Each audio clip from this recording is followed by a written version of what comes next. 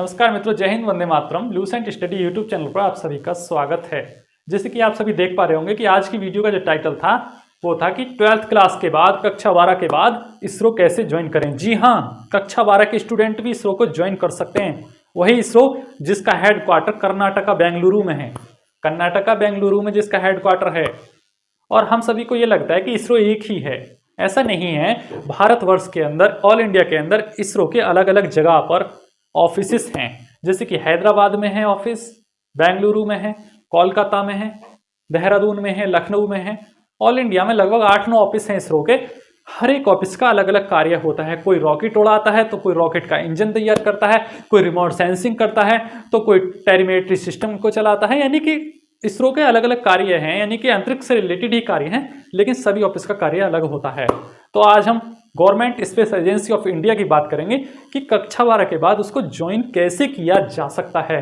जब हम स्कूल में होते हैं, छोटी क्लासों में, तो हम सभी का सपना होता है कि यार काश मैं भी भविष्य में वैज्ञानिक बनूं, यार मैं भी मिसाइल उड़ाऊं, मैं भी मिसाइलों का परीक्षण करूं। अच्छा लगता है ना वीडियो देखना, हर किसी का सपना होता है। लेकिन पता नहीं क्यों 10th तक तो रहता है वो सपना कि यार वैज्ञानिक बनूंगा, भविष्य में पढ़ाई करूंगा दब आगे। लेकिन 12th में आते आते वो सपना खत्म हो जाता है। जी हाँ, कक्षा 12 के स्टूडेंट भी इसरो को ज्वाइन कर सकते हैं। चाहे आप ऑल इंडिया में किसी भी स्टेट बोर्ड या सीबीएसई बोर्ड के स्टूडेंट हों, उससे कोई फर्क नहीं पड़ता। फर्क ये पड़ता है कि आप कक्षा 12 के स्टूडेंट होने चाहिए। जी हाँ, 12th क्लास के स्टूडेंट। और आपकी 12th क्लास में पासिंग परसेंटेज 75 होनी चाहिए, यानी कम से कम आपके मार्क 75% होने चाहिए। जनरल और ओबीसी के लिए और एससी एसटी के लिए आपके 65% मार्क्स होने चाहिए, यानी कि एससी और एसटी के लिए 65% और जनरल और ओबीसी के लिए 75% मार्क्स होने चाहिए कक्षा 12 में, साइंस में। तो सर बताइए उसके लिए कौन से एग्जाम होते हैं कि ऑल इंडिया में कक्षा 12 के बाद इसरो को ज्वाइन करने के लिए 3 प्रकार के एग्जाम होते हैं, यानी 3 एंट्रेंस एग्जाम होते हैं। कौन से होते हैं? पहला एंट्रेंस एग्जाम जो होता है, आप सभी जानते हैं कि कक्षा 12 के बाद सभी स्टूडेंट का सपना होता है कि आईआईटी में एडमिशन लेना।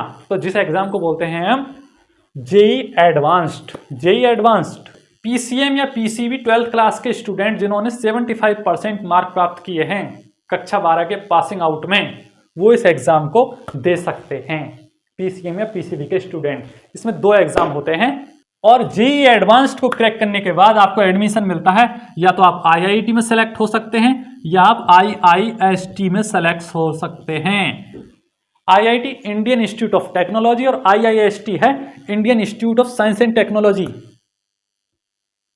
आपने अगर 75% मार्क कक्षा 12 में प्राप्त किए हैं और आप जेईई एडवांस्ड एग्जाम क्रैक कर देते हैं कक्षा 12 के बाद, तो आप आईआईएसटी में ही एडमिशन लेना। आईआईएसटी सीधा प्लेसमेंट होता है इसरो के लिए। यहाँ बीटेक वगैरह कराया जाता है। चाहे आप इंजीनियर बन सकते हैं यहाँ से या साइंटिस्ट बन सकते हैं। इसरो में दोनों जगह होती है, इंजीनियर्स की भी और साइंटिस्ट की भी। तो आप इन दोनों इंस्टीट्यूट में एडमिशन लेंगे आईआईटी जेईई क्रैक करने के बाद। आईआईटी जेईई नहीं होता, असलियत में उस एग्जाम का नाम जेईई एडवांस्ड होता है। तो किसी को ये पता ही नहीं होता कि सर ये आईआईटी जेईई है। आईआईएसटी का तो कोई नाम ही नहीं लेता है, कॉलेज या स्कूल में कोई बताता ही नहीं है।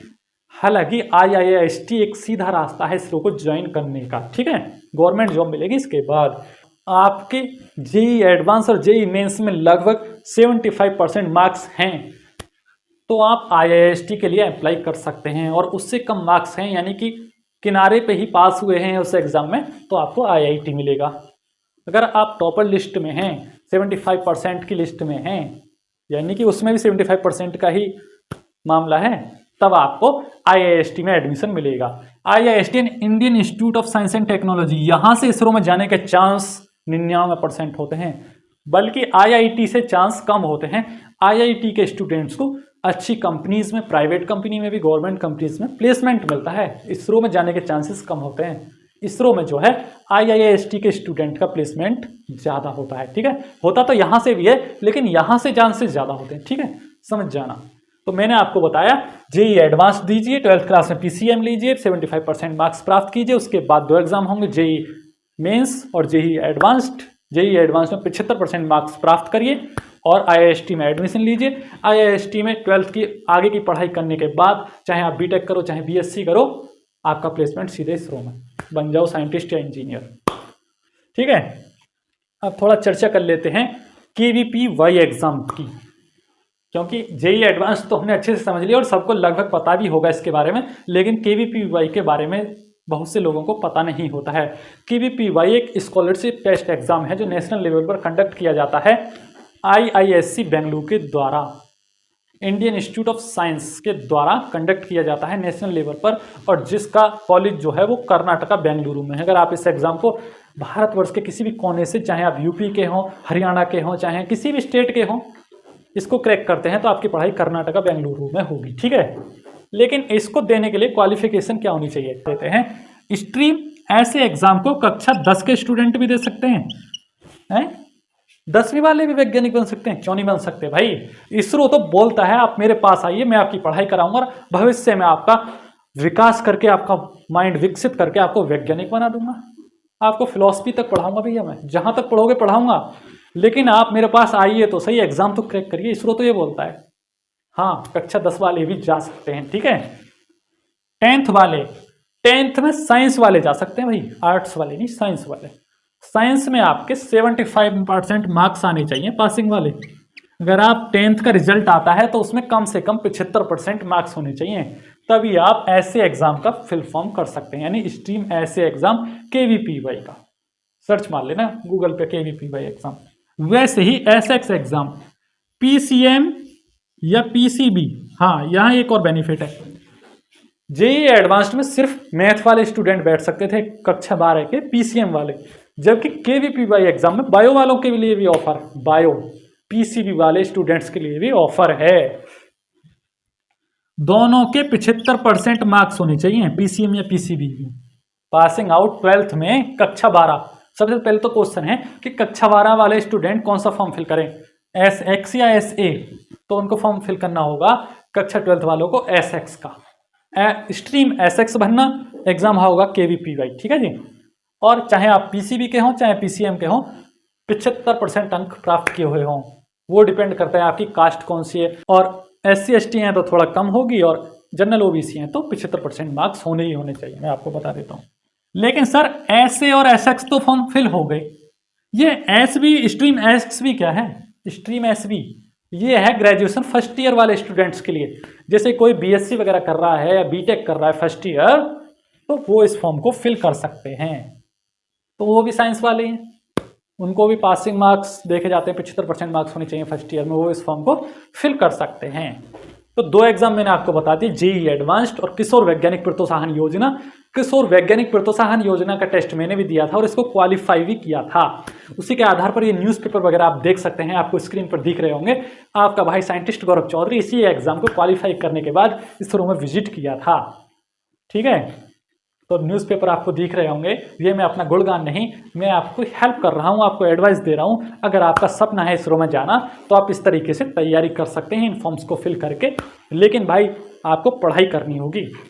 कक्षा 12 में कोई भी कर लेता है 70-80% मार्क प्राप्त आज की डेट में, लेकिन बशर्ते बात क्या है कि इन एग्जाम्स को क्रैक करना होता है, और इन एग्जाम्स को क्रैक वही करेगा जिसने पॉइंट टू पॉइंट स्टडी की होगी, ठीक है।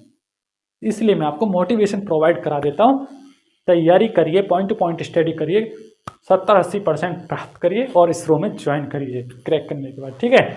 2 एग्जाम हमने अच्छे से पता कर लिए, IIT जेई वाला और ये वाला जो किशोर वैज्ञानिक प्रोत्साहन योजना वाला था वो भी हमने अच्छे से पता कर लिया। लास्ट एग्जाम है आपका SCB, जिसको IISER द्वारा कंडक्ट किया जाता है, Indian institute of science education and research द्वारा कंडक्ट किया जाता है। नेशनल लेवल पर CBT एग्जाम होता है, ऑब्जेक्टिव टाइप के क्वेश्चन आते हैं, इसको भी आप दे सकते हैं। तो अगर आप इन तीनों में से कोई भी एग्जाम क्लियर कर लेते हैं, चाहे आप जेई एडवांस, चाहे किशोर वैज्ञानिक प्रोत्साहन योजना, चाहे आप करिए कौन सा SCB यानी IISER का एग्जाम जो होता है, इन तीनों में से आप कोई भी एग्जाम कक्षा 12th के बाद या 10th के बाद सिर्फ एक ही एग्जाम है किशोर वैज्ञानिक वाला, उसको दे सकते हैं।